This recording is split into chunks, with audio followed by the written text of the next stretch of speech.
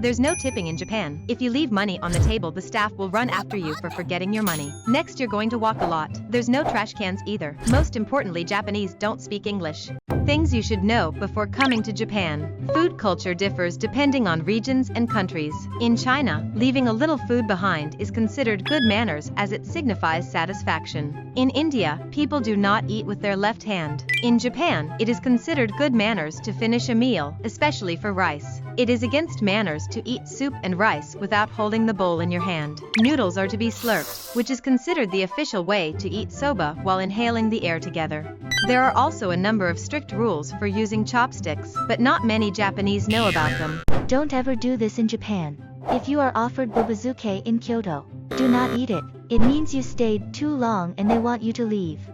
When you go to Ueno in Japan, watch out for fake monks. They may be wearing wicker hat and carrying these bowls. They will give you an amulet or prayer beads, but then charge you 10,000 yen, so never buy anything from them. They are not monks, they are scammers. Tattoos in Japan.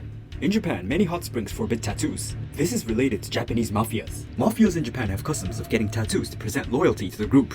So people with tattoos are often mistaken as Japanese mafias and give intimidation to other people. But recently, more Japanese people accept tattoos, and some hot springs allow people with tattoos. Things that make sense in Japan. This temple in Japan is famous for its maneki neko, which is translated lucky cat.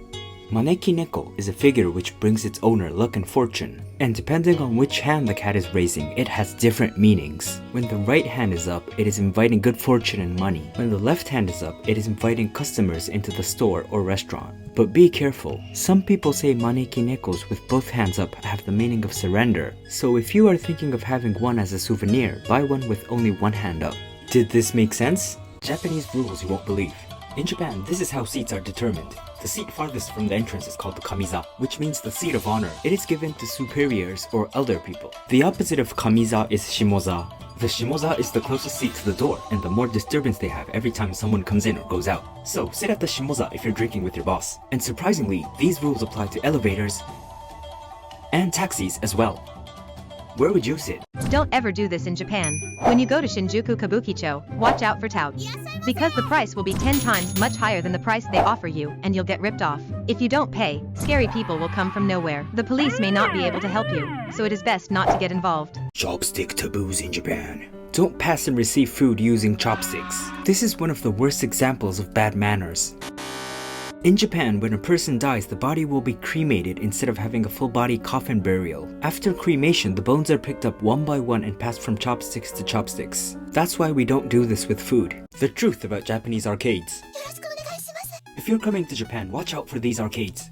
They have tons of games with prizes. But watch out, because all of them are worth less than 1,000 yen. There's a law regarding the value of the prize, and prizes that have more value than 1,000 yen will violate the law. So stay within your budget and don't become like me.